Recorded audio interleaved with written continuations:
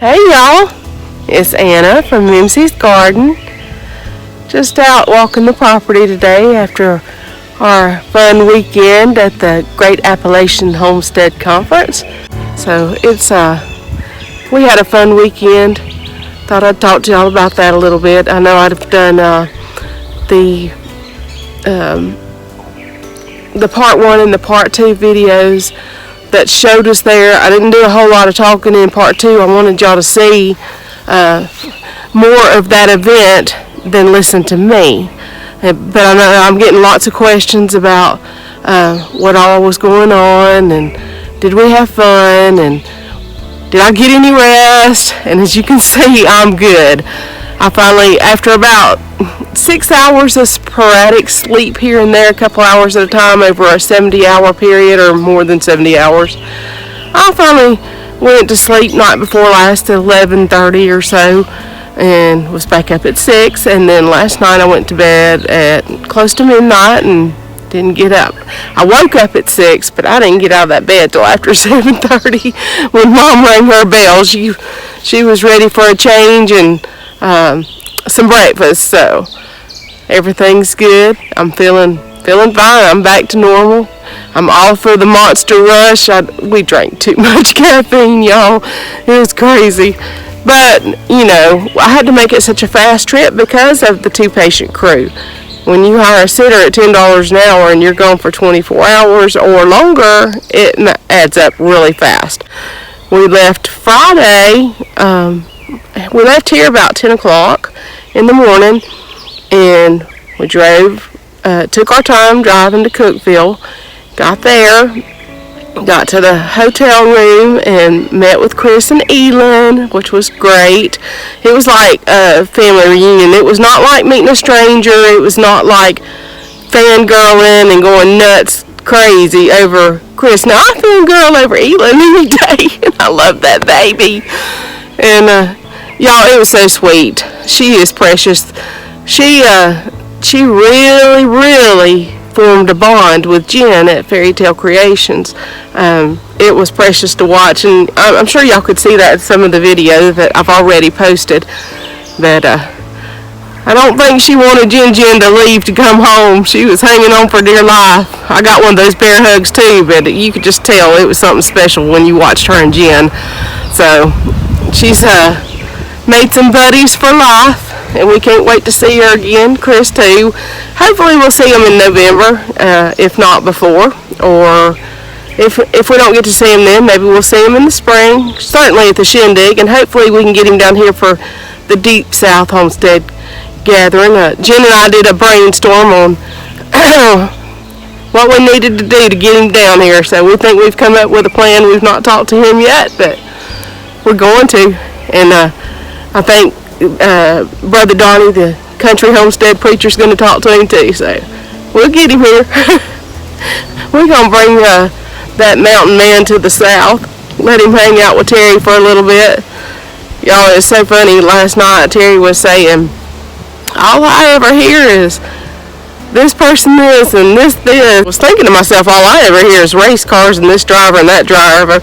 He don't know that all Chris ever heard out of me was, or Jen or anybody else, was Terry this and Terry that and Terry this and Terry that.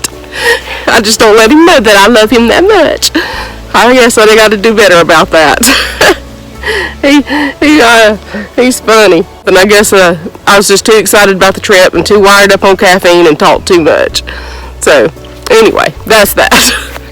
It is what it is, dear. Let's see, what else can we talk about?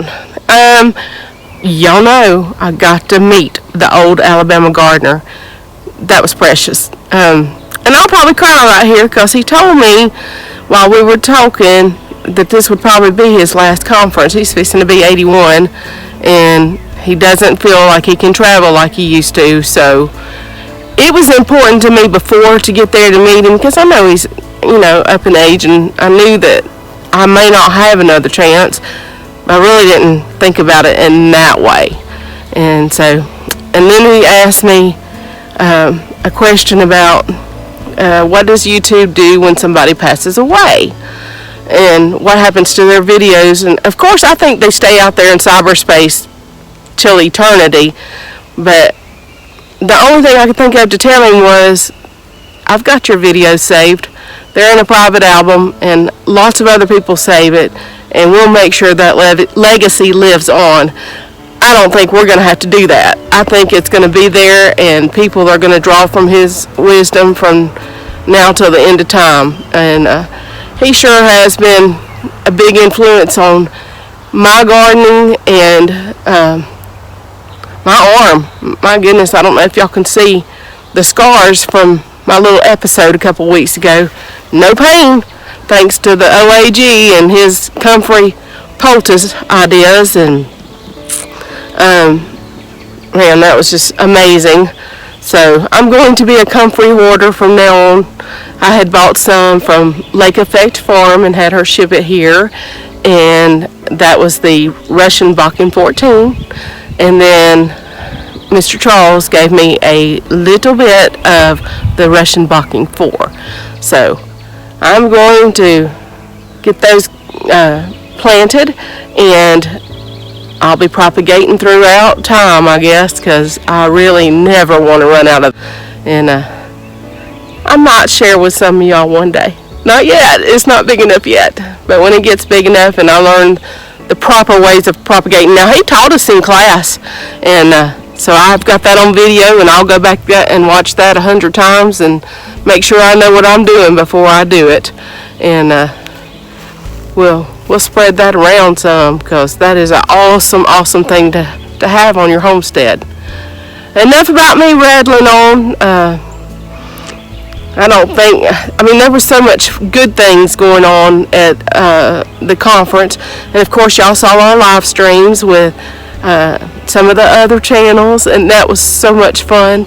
And since we've been home, Jen at Fairy Tale Creations has done her very first live stream, and she did a great job, y'all.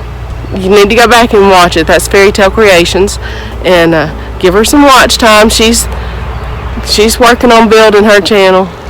She's gonna be great at it. She just doesn't know it. She just doesn't know it. I love my girl. Okay, let's go tour the garden.